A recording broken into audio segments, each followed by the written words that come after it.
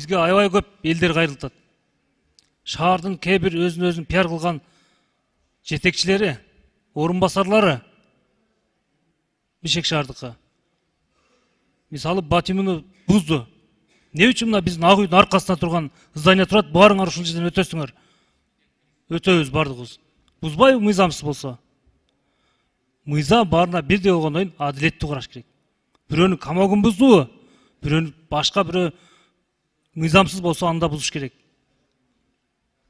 Адилетсиздик болуп атат, урматтуу төрага. Ошондуктан өзү негизи мына мыйзамсыз курулуш жана жерлер боюнча дагы биз чоң бир депутаттык комиссия түзбөсөк болбой калды Кыргызстан боюнча. Ар кандай комиссиялар түзүлүп дагы аягына чыкпай атат. Же болсо туура эмес чечимдер болуп калат.